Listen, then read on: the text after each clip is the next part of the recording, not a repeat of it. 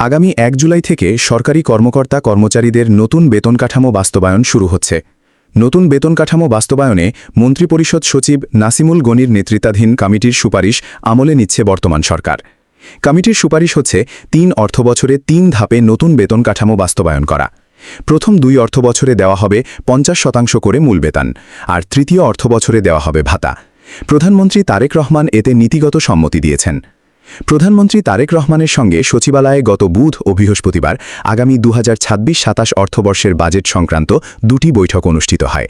এতে অর্থ ও পরিকল্পনা মন্ত্রী আমির খসরু মাহমুদ চৌধুরী, বাংলাদেশ ব্যাংকের গভর্নর মোহাম্মদ মুস্তাকুর রহমান, অর্থ সচিব মোহাম্মদ খায়রুজ্জামান মজুমদার এবং জাতীয় রাজস্ব বোর্ডের চেয়ারম্যান মোহাম্মদ আব্দুর রহমান খান প্রমুখ এ দুই বৈঠকে উপস্থিত ছিলেন।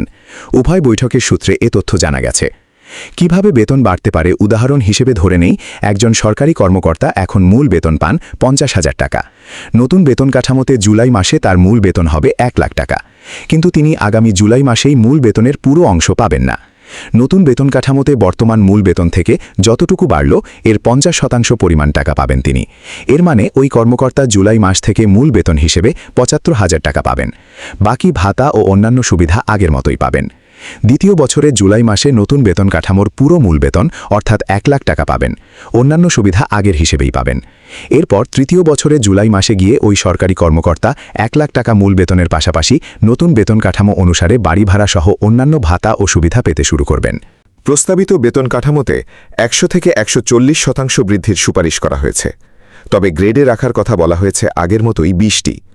কমিশন বর্তমানে সর্বনিম্ন বেতন কাঠামো ৮,২৫০ টাকা থেকে বাড়িয়ে ২০,০০০ টাকা করার সুপারিশ করেছে, আর সর্বোচ্চ বেতন কাঠামো ৭৮,০০০ টাকা থেকে বাড়িয়ে সুপারিশ করা হয়েছে নির্ধারিত ১,৬০,০০০ টাকা।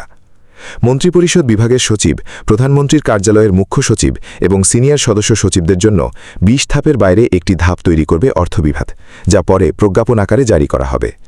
অর্থ মন্ত্রণালয়ের সূত্রগুলো জানায়, মূল বেতন বাড়ার ফলে বাড়ি ভাড়া, চিকিৎসা ও অন্যান্য ভাতার অঙ্ক স্বয়ংক্রিয়ভাবে বাড়বে। সরকারি চাকরিজীবীরা এতদিন মূল বেতনের ২০% বৈশাখী ভাতা পেয়ে আসছিলেন।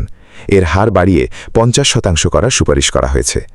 এতদিন ১১তম থেকে ২০তম ধাপের চাকরিজীবীদের জন্য যাতায়াত ভাতা ছিল। এ যাতায়াত ভাতা নতুন বেতন কমিশন ১০ম থেকে ২০তম ধাপ পর্যন্ত দেওয়ার সুপারিশ করেছে। কর্মরত সরকারি চাকরিজীবীদের পাশাপাশি পেনশনভোগীদের পেনশনের হারও ১০০% বেশি বৃদ্ধির সুপারিশ করা হয়েছে। বলা হয়েছে, মাসে ২০,০০০ টাকার কম পান এমন পেনশনভোগীদের ১০০% মতো বৃদ্ধি হতে পারে। তবে যারা মাসে ২০,০০০ থেকে ৪০,০০০ টাকা পেনশন পান তাদের পেনশন ৭৫% পর্যন্ত বৃদ্ধির সুপারিশ করা হয়েছে।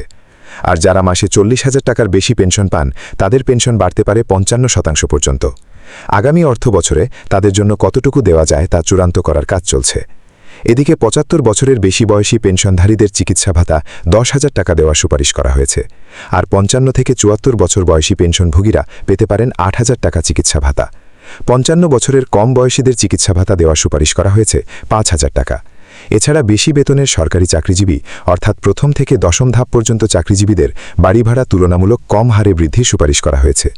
১১তম থেকে ২০তম ধাপে বাড়ি ভাড়ার হার তুলনামূলক বেশি বৃদ্ধির সুপারিশ করা হয়েছে।